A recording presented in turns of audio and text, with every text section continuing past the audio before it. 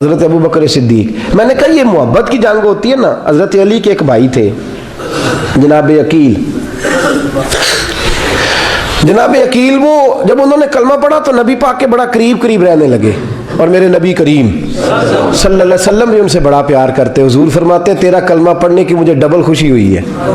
یا رسول اللہ کس طرح؟ فرمایا ایک میرا تو صحابی بنا ہے, دوسرا تو میرا بھائی تھا مسلمان ہو گیا ہے. حضور بڑا پیار کرتے. اب یہ محبت جو ہوتی ہے نا اس میں دوڑ بھی لگتی ہے, اور یہ بری نہیں ہوتی, یہ دوڑ بڑی اچھی ہوتی ہے. حضرت عقیل اب قریب رہنے لگے. میں نے عرض کیا کہ نبی پاک اپنے ذاتی کام حضرت صدیق اکبر کو بتاتے تھے. گھوڑے کی تیاری کرنا, فلاں کام کرنا ہے, سیدہ فاطمہ کی شادی کرنی, ہر معاملے میں سیدنا صدیق اکبر پیش تھے. اب جب عقیل بن ابی طالب آئے تو حضور کا پیار تھا ان سے بھی, اب محبت کی جنگ چھڑ گئی.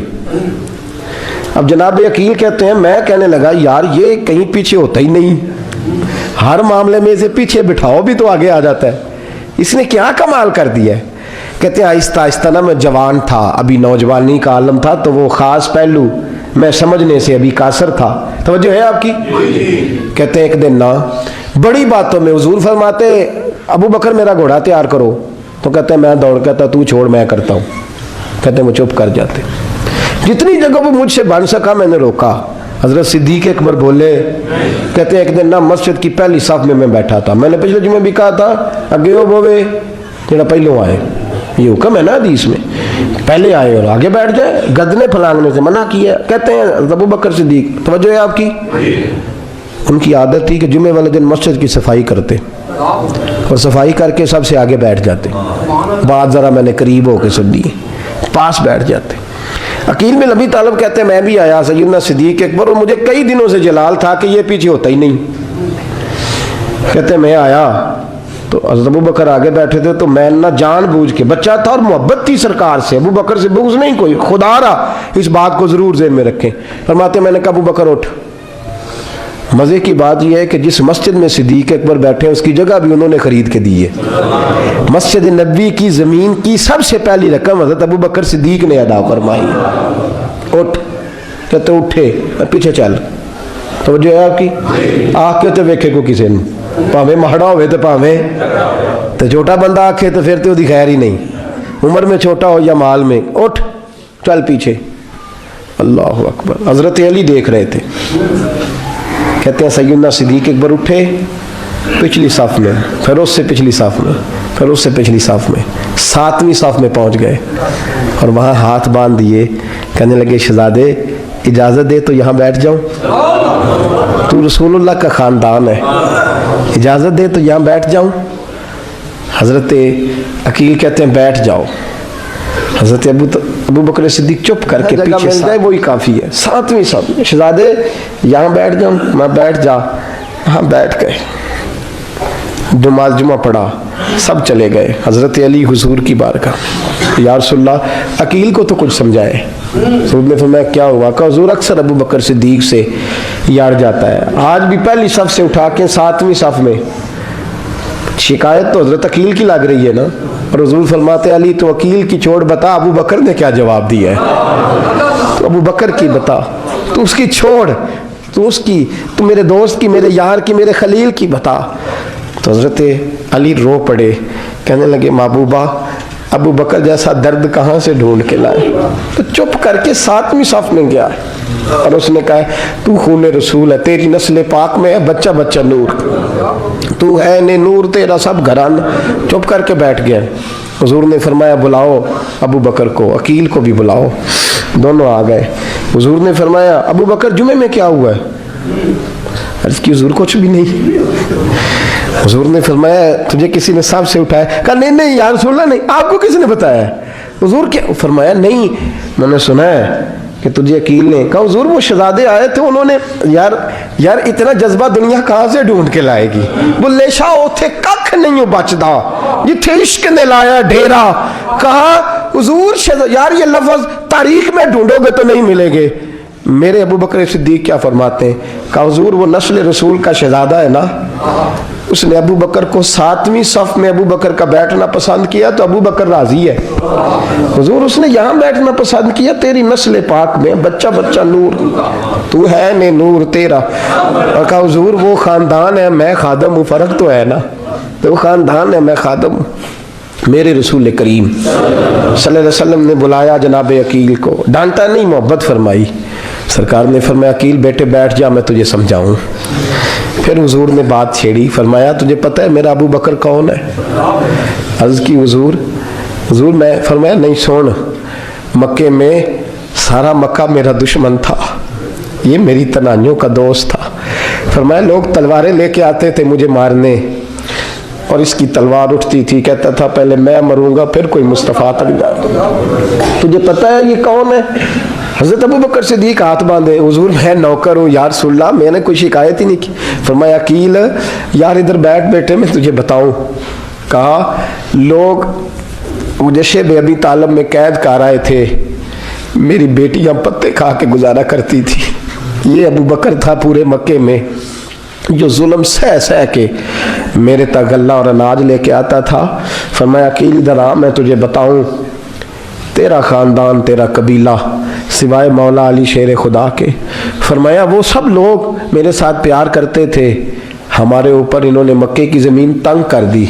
फरमाया मैं मक्के से निकला था, अबू बकर की बेटी गारे सौर में खाना पका के लाती थी, इसका बच्चा बकरियों का दूध लेके आता था।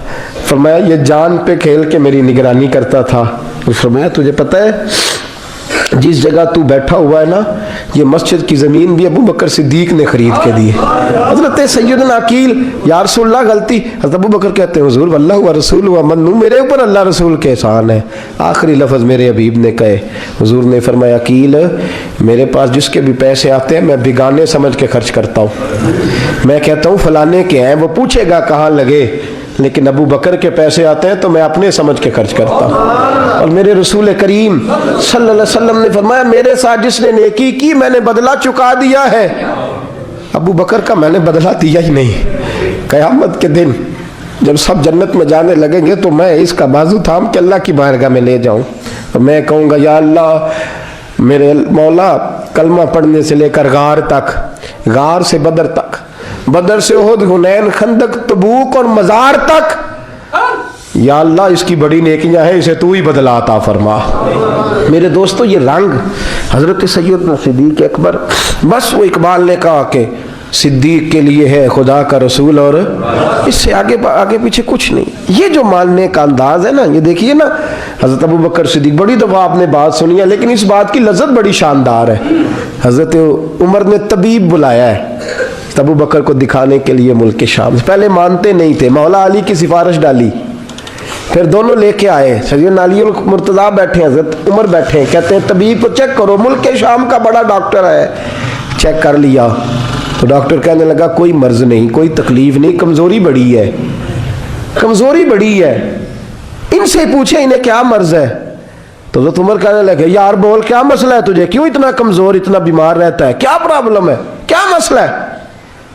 तो हज़रत अबू बकर सिद्दीक़ ने आंखें खोली और कहने लगे उमर तू कसम उठा के बता, तुझे पता नहीं मुझे क्या मसला है, तो उठा ना कसम, जिन्हां दे दिल बर जानी विछड़न कौन रोवे फिर थोड़ा, सब रोगां दा रोग मोहम्मद जिसका नाम विछोड़ा। तुझे नहीं पता तो बोल, अगर खबर है तो पूछता क्यों है। मेरे दोस्तों कमाल देखो, मदीने में आज भी मुस्तफ़ा को सलाम करो तो साथ ही सिद्दीक़ अकबर लेटे हुए, साथ ही लेटे हुए मदीने में। अबू बकर सिद्दीक़ रोज रात को जाके उसके घर का काम काज करके आते। काम बताऊं क्या था उसका, जाग रहे हैं आप लोग। उस जमाने में ना लोग बाथरूम घर में बना लेते थे, शायद पुराने लोगों ने देखे हो, वो उसके अंदर ही पेशाब पखाना रहता था। वो आते थे मुलाजम तो वो उठा के बाहर फेंका करते थे। वो बीबी घर के अंदर पेशाब करती, नाबीना है, वारस कोई नहीं। अबू बकर सिद्दीक़ आते, अमीर आदमी, अमीर आदमी, और उसका वो पखाना पेशाब उठा के बाहर फेंक के आते, फिर उसके घड़े में पानी भर के लाते, फिर उसके घर में झाड़ू देते, फिर उस बूढ़ी औरत को खाना खिलाते, फिर उसको खर्चा देते, फिर उसको कहते कि फला आदमी की तेरे पड़ोसी की मैंने ड्यूटी लगा दी है, ज़रूरत हो तो तू उसको कह देना। बड़े ज़माना खिदमत की। एक दिन हज़रत उमर फ़ारूक उस बीबी के दरवाजे पे चले गए, दस्तक दी, उसने कहा कौन है दरवाजे का, मैं उमर फ़ारूक हूँ, उमर बिन खत्ताब हूँ, पता चला है आप लवारस हैं, मेरा दिल करता है मैं आपके घर का काम काज कर दिया करूँ। تو بی بی کہنے لگی نہیں، ایک بندہ آتا ہے کئی سالوں سے وہ کر رہا ہے مجھے وہی ٹھیک ہے، ایک آتا ہے بڑے سالوں سے کام کرتا ہے وہی ٹھیک ہے۔ تو حضرت عمر کہنے لگے میں نے بھی کام ہی کرنا ہے، کچھ اس سے کرا لے، کچھ مجھے موقع دے دے نیکی کا۔ کہنے لگی نہیں وہی ٹھیک ہے۔ تو فرمانے لگے میرے اندر کیا نقص نظر آیا ہے، اماں جی مجھے بھی ٹائم دیں۔ تو بی بی کہنے لگی نہیں وہی صحیح ہے۔ حضرت عمر جذباتی آدمی تھے، جلالی آدمی تھے، کہنے لگے میں نے کہا نہیں مجھے بتاؤ میں کیوں نہیں کر سکتا۔ تو بوڑھی اماں کہنے لگی تجھ میں اور اس میں فرق ہی بڑا ہے۔ کہا وہ کیوں؟ کہنے لگے اتنے سال ہو گئے اسے آتے ہوئے، اتنے سال، تو پہلے دن آیا ہے اور آتے کہہ رہا ہے میں عمر بن خطاب ہوں، اپنا نام بتا رہا ہے، سالوں ہو گئے میں روز پوچھتی ہوں تیرا نام کیا ہے، وہ بتاتا ہی نہیں۔ وہ کہتا ہے اماں میں کام صحیح کرتا ہوں تو نام کو چھوڑو، نام بتا کے کیا کرنا ہے۔ فرمایا یہ تھوڑا فرق ہے، اس نے اتنے سالوں میں نام نہیں بتایا اور تو پہلے دن ہی آگے کہہ رہا عمر بن خطاب ہوں، تو ابا جی کا بھی نام بتا رہا ہے، میں نے نہیں کام کرانا، مجھے وہی صحیح ہے۔ نام نہیں بتاتا، نوکری پوری کر جاتا ہے۔ حضرت سیدنا عمر فاروق فرماتے ہیں میں تہجد کے وقت جھاڑیوں میں چھپ کے بیٹھ گیا، کہتے ہیں مسجد نبی سے وہ شخص نکلا، چہرے پہ نقاب، پیروں سے ننگا، اور میں نے اس شخص کو خرامہ خرامہ اس بوڑھی عورت کے گھر کے قریب جاتے دیکھا، تو پیچھے سے جا کے میں نے کہا او مسافر چہرہ تو دکھا۔ تو کہتے ہیں چہرہ اٹھایا تو ابو بکر صدیق تھے، صدیق اکبر تھے۔ حضرت عمر فاروق فرماتے ہیں میں نے کہا تو جوتی کو اتار کے آتا ہے؟ تو کہنے لگے جوتی سے جب چلتا ہوں تو پیروں میں آواز پیدا ہوتی ہے، جوتے کی وجہ سے، پڑوسیوں کو تکلیف دینے کا مقصد تو کوئی نہیں نا۔ اور فرمایا جب جوتوں سے آواز پیدا ہوگی تو گلی محلے والے پوچھیں گے ابو بکر کدھر جا رہا ہے، تو میں نیکی کسی کو بتانا نہیں چاہتا۔ تو فرمایا ابو بکر کب سے آ رہے ہو؟ فرمایا چھوڑ عمر، بس دعا کر رب میرا آنا قبول فرما لے، تو دعا کر سرکار کی بارگاہ میں حاضری صحیح لگ جائے، چھوڑ میں کب سے آ رہا ہوں، کس وقت سے آ رہا ہوں، اس مسئلے کو چھوڑ، تو یہ دیکھ پانی پر نسویلیاں رنگا رنگ کڑے پریا اس دا جانیے جس دا توڑ چڑھے۔ یہ بات آپ نے درجنوں بار سنی ہے، لیکن اس پر غور تو کرو میرے دوستو۔ حضرت عمر فاروق فرماتے ہیں جن دنوں تبوک کے لیے میرے نبی نے اعلان فرمایا میرے حالات اچھے تھے، ابو بکر کے اچھے نہیں تھے، مالی حالات کمزور تھے، کچھ مسائل تھے، میرے اچھے تھے۔ میری سرکار نے اعلان فرمایا کہ پیسے دو، فرماتے ہیں چونکہ میرے حالات بھی اچھے تھے تو میں نے کہا اس دفعہ پہلا نمبر میرا ہی ہوگا۔ فرماتے ہیں آدھا مال گھر کا، یہ بھی بڑی دلیری ہے۔ کتنا بولیے؟ اتنے تو اسی ابے نو نہیں دس دے ساڑھے کو پیسے کنے نے، کہتے ابا جی مانگنا لین، والد صاحب کو نہیں بتاتے، ہماری جیب بکھری ہوتی ہے، ایسے ہی نانا کوئی مانگی نہ لے۔ آدھا مال حضرت عمر فاروق فرماتے ہیں آدھا مال میں نے بانٹ کے حضور کی بارگاہ میں، اور ساتھ میرا ارادہ ہے کہ ابو بکر آج میں نہیں تجھے آگے گزرنے دیتا۔ فرماتے ہیں مال پیش کیا، تھوڑی دیر گزری تو ابو بکر بھی آ گئے، اور منظر کیا ہے؟ کہتے ہیں انہوں نے قمیض پہنی ہوئی ہے بوریے کی، سر پہ ٹوپی کوئی نہیں، پیروں میں جوتا کوئی نہیں، سر میں ٹوپی کوئی نہیں، پیروں میں جوتا کوئی نہیں۔ کہتے ہیں ابو بکر صدیق آئے، سب کا مال آیا، مصطفیٰ کی بھی اتنی توجہ نہیں تھی، پر جب ابو بکر آئے تو میں نے مصطفیٰ کریم کے انداز بھی بدلے ہوئے دیکھے، اس شخص کے آنے پر بدلے ہوئے دیکھے۔ فرماتے ہیں میرے رسول پاک کے سامنے ہر چیز ابو بکر نے قدموں میں ڈھیر کر دی، اور ڈھیر کر کے نا چیزیں رکھ کے تو فٹافٹ پچھلی سائڈ پہ، کسی کو پتہ نہ چل جائے، پچھلی سائڈ پہ حضور کے۔ تو حضور نے فرمایا ابو بکر سامنے آنا، گھر کیا چھوڑ کے آیا ہے؟ فرمایا ہر چیز، پیچھے بیٹھ گئے۔ تو محبوب نے بازو تھام کے آگے کیا، فرمایا کیا چھوڑ کے آیا گھر؟ یہ اس بات پہ بات آپ نے پہلے بھی سنی ہے، لیکن ان لفظوں پہ غور کرو۔ ابو بکر نے یہ نہیں کہا حضور کچھ بھی نہیں میں سارا کچھ لے، یہ لفظ کہا ہی نہیں۔ اللہ کرے ہمیں اس عقیدے کو سمجھیں، اس نظریے کو۔ یہ ترمذی اور مشکات دونوں میں یہ لفظ موجود ہے۔ یہ نہیں کہا حضور کچھ بھی نہیں سارا کچھ لے آیا ہوں، یہ نہیں فرمایا۔ حضور نے فرمایا ابو بکر کیا چھوڑ کے آئے ہو گھر؟ توجہ ہے آپ کی؟ لفظ دیکھیں، کہا ما ابقیت اللہ و رسول، یا رسول اللہ گھر میں خدا کو بھی چھوڑ آیا ہوں، محمد مصطفیٰ کو بھی چھوڑ آیا ہوں۔ یہ لفظ ہے سیاستہ کے۔ اقبال کہتے ہیں پروانے کو شمع بلبل کو بھول، بس اس بس کو سمجھنا، پروانے کو شمع بلبل کو پھول، بس صدیق کے لیے ہے خدا کا رسول اور بس۔